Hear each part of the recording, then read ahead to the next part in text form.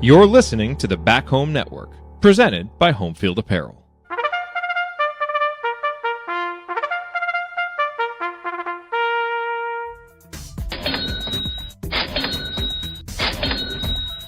Yeah, it's pretty simple. I win. Google me. I know I probably cook people's spreads and stuff like that. We're always looking for the Indiana money line, which is the win. Pay that man his money. You get nothing. You lose. Good day, sir. James, welcome back to Crimson Cash. And by the way, welcome to Fernando Mendoza to our intro video. That was all James's idea. It's a great quote. I mean, I knew the quote happened. I just didn't. You're like, dude, we should put that in the intro. I'm like, 100% great idea. So Fernando, 10 touchdowns in 2 games, maybe a possible Heisman, but really the highlight of his year is being in the Crimson Cash opening video. And I don't see him losing his spot anytime soon. No, that clip's never going away. It is the bedrock of what this show is built on, having our spreads cooked by an IU quarterback. So, but unlike other IU quarterbacks, this one gets the win. So the Hoosier Hot Streak hit last week, our 3-leg money line parlay. The Hoosiers held up their end. We went 5-1 on Big Ten spreads last week. The only spread we missed was because of the aforementioned safety. So yes, Mendoza, at least he's taking accountability for it, and we're happy to see that. So before we talk safety, just real quick, again, brought to you by Home Field Apparel. Check them out, homefieldapparel.com. All kinds of great stuff. They are going to have some homecoming specials coming up, so definitely check that out. Use promo code HOME23 for 15% off your first purchase. So, James, the end of that game, I've never seen, Iowa calling timeout after every play, which makes total sense. I've never seen a quarterback trying to take a knee and the refs blowing the whistle that quickly. I mean, they were just like, no, you're not going to, a lot of times you see quarterback take a couple steps back, wait 3 seconds, take a knee. Everyone kind of knows what's trying to be done. Mendoza did what he had to do there at the 4th down. It's like, you got to run that timeout. Had he just taken a knee, they would have given the ball back to Iowa. I'm just curious, have you ever seen that happen before with the refs being that quick on the whistle? I've never seen it happen before. Yeah. It was very fishy. It was odd. Signetti was getting different reasons from the officiating crew for why it was being done. I could see the argument that possibly, Mendoza's giving himself up. So we're going to go ahead and blow the play dead. But they wouldn't do that in any other situation with any other runner. So without being touched or anything or going down. So I don't know. I think the safety was more of a fine. You want to play that game? We'll play that game. The only thing with safety was he got real close to getting tackled. And I'm like, dude, do not get stripped in the end zone. Just throw the ball through the back of the end zone. Just do not. Well, he could have. Thank God he didn't start celebrating the safety and drop the ball before he got into the end zone. If he did, though, Chris Ballard might draft him. So, real quick, because we're not going to have any reason to talk IU later on today because IU is not playing. I wanted to go over one bet we have for you here. So we were joking about the Mendoza future odds, which have not changed much. I'm still getting the $25 payout on my future bet.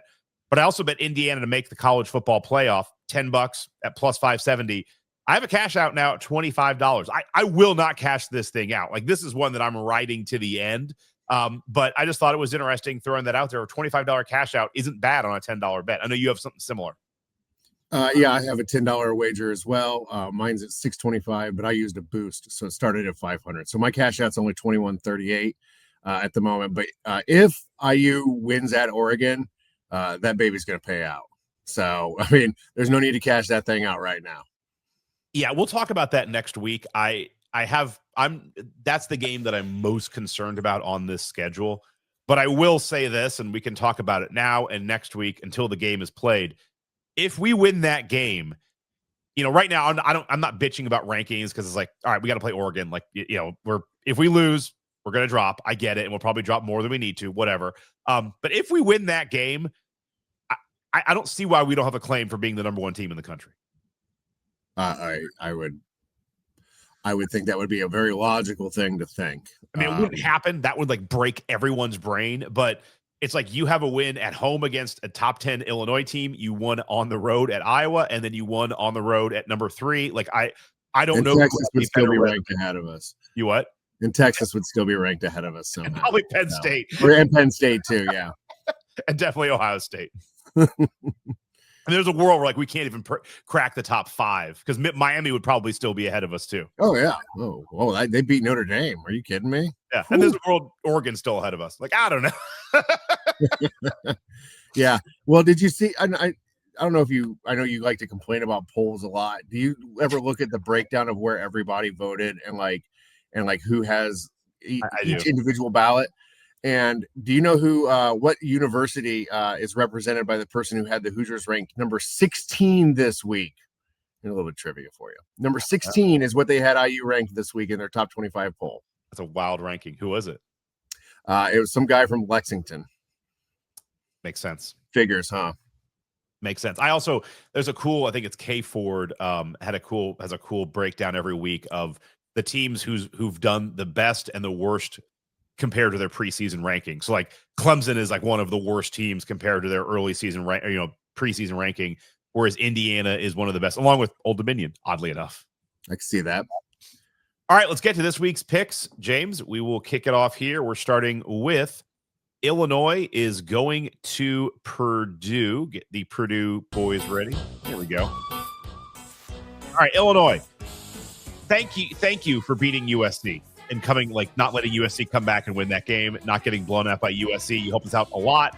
Illinois is a 9.5-point favorite going into Purdue.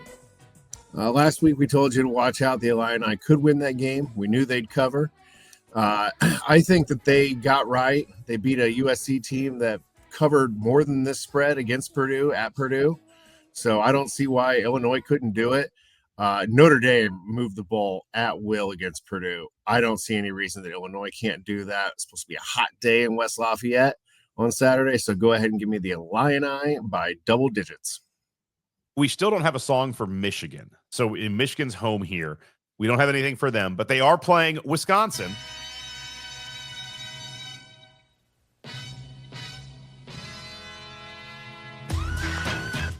But they won't be playing this song. I know. Got to keep it going. Give it up to us. That's the best third quarter, fourth quarter song. Great quarter, by far the best. Fourth quarter song. I know they nailed it. It's such a great song to have. Crowd goes nuts. Anyway, but Wisconsin's on the road. They'll be playing Mr. Brightside. Won't be playing this. And also Michigan's going to have a 17.5-point number to cover as they are the favorites at home. Yeah, I don't generally love these big numbers in conference games, but Michigan's bit me a couple of times betting against their spread this year, and Wisconsin has been dreadful. So go ahead and give me the Wolverines to cover by 3 touchdowns at home, I think. Quietly, Maryland is 4-0, and if you look at their schedule, like Indiana is one of their last remaining possible tough games. Like Maryland is probably going to be undefeated when we play them, and that's going to be a sneaky, very important game. But Washington is traveling to Maryland. Crab cakes and football. Nice. That's what Maryland does. And thus far this year, they've won, and they are a 6.5-point favorite at home. No, Washington is a 6.5-point favorite on the road. Sorry. So, I messed that up. You're right. My gosh. Scott boldly proclaims Maryland will be undefeated when they face IU, which is going to be news to the Washington Huskies, who are favored in this game by almost a touchdown. But I actually think Maryland has a chance to pull off the upset here. I definitely think they cover 6.5. Washington's not a bad football team. They just had a tough game against Ohio State. I don't like them coming cross country and covering this spread. So go ahead and give me Maryland. Yeah, I messed that up. I like Maryland a lot. Yeah, I win that game. Really good last week. I'll bet them points. I'll bet them money line. I'll put them with the money line Michigan Illinois parlay. Like, oh yeah, that's going to either make or break my weekend. Well, I'll start doing the screenshot that has the money line included then on these. So we'll get that for next week. Okay. All right. We have Northwestern doing their best SEC impersonation, playing a non-Big Ten game this week against University of Louisiana Monroe. Maybe they just wanted to be a favorite for one game at home this year. Northwestern is a 11.5-point favorite at home. Louisiana Monroe is 3-1. That one loss was to Alabama. That loss was 73-0. If Northwestern can't beat them by 12 points, they should be kicked out of the Big Ten. End of story. Take the Wildcats. I love that. Like, in Louisiana Monroe just gets to be in the Big Ten, like a loser. Their journalism school is probably just as good. Yeah. All right, next up, we have Penn State traveling out to, good God, UCLA. How the mighty, not mighty have fallen, but man, have they fallen. They are a 25.5-point underdog at home against the Nittany Lions. And they just fired their offensive coordinator, our old pal Tino Sinceri. And he's been new Heisel. And so they brought in a new Heisel to try and reinvigorate the UCLA program once again, because 6 times the charm, right? So new offensive coordinator for UCLA against a Penn State team that's probably pissed off. Yeah, I think Penn State's probably going to roll here. I think Penn State needs to roll here. If Penn State does not cover this spread, I think they're in real trouble. Really? Just by not covering the spread? I think this team if they win this game by 10, 14 points, I can't imagine that's going to be good for their egos coming off of what just happened last weekend. And they've got Indiana still remaining on the schedule, and I believe they have Ohio State still remaining on their schedule. They need to go out and prove something, because all they proved is they can't beat good teams. So go beat the shitty ones at least. Penn State, I was just talking to somebody. Stay away from this game, though. I would not bet this game. Well, I mean, you could bet money line if you want to just get an extra an extra nickel on your bet. Yeah. Because my God, if Penn State loses this, just blow it up. Franklin doesn't even get the Franklin will not get a plane ride back to Pennsylvania if they lose this game. He will be stuck in UCLA hitchhiking like the end of an Incredible Hulk episode. I was talking to a buddy about this earlier. Penn State, I think this bodes well for Indiana, because you're right. They have, in a couple weeks, they're versus Northwestern, whatever. They're at Iowa. Tough game. They'll probably win that. They're at Ohio State. They'll probably lose that. At that point, they then have 2 losses. They go back home against Indiana. To me, it's like the pressure is all on Penn State for that game, because you're back. I hope it's a whiteout. They can do whatever the F they want.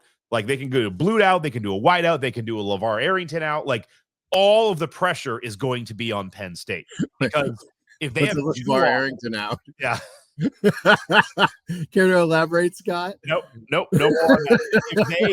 But they have 2 losses, and they're staring down the barrel of 3 losses. I mean, they're out of Big Ten title, they're out of CFP, because they would have lost to Indiana, Oregon, and Ohio State. Like, so it's one of those where obviously I would rather have that game at home, but it's one of those where it almost is a great road game, because if Indiana can get up like 14-6 or 14-3, there's going to be a whole ton of tight assholes, no matter what color out they're wearing in that stadium. You'll start hearing some groans and some boos. Like, I just look at that and it's like all of the pressure of the world is on Penn State to win that game.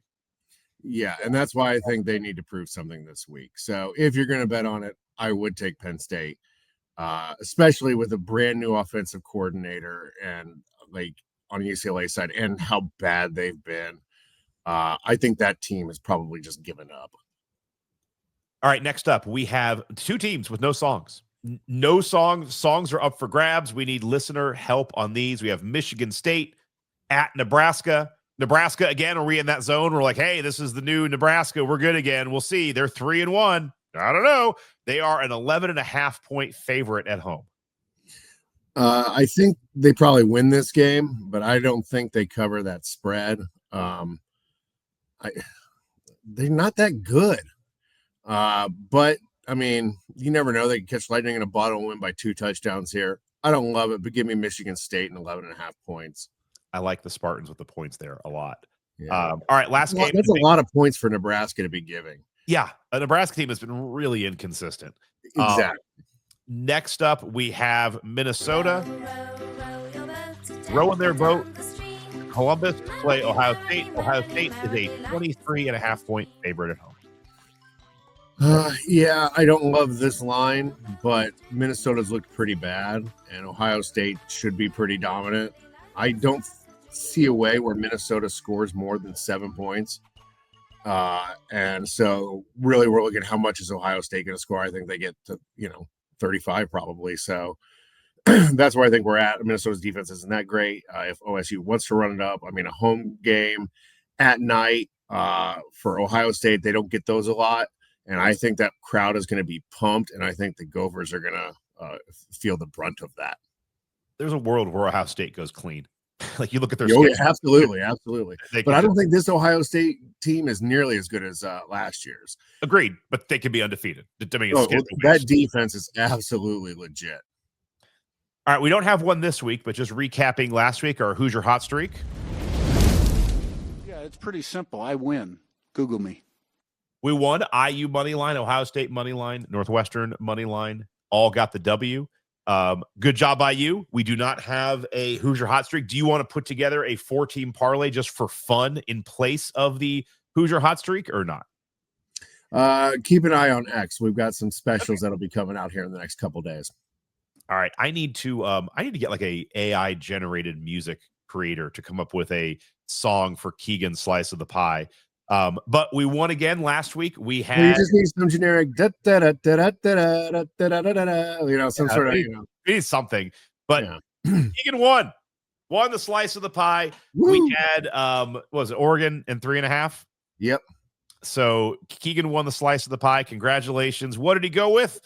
He's listening. He's listening to the pod, or his old man and James is telling him that Scott is talking a bunch of smack about his breadstick purchases.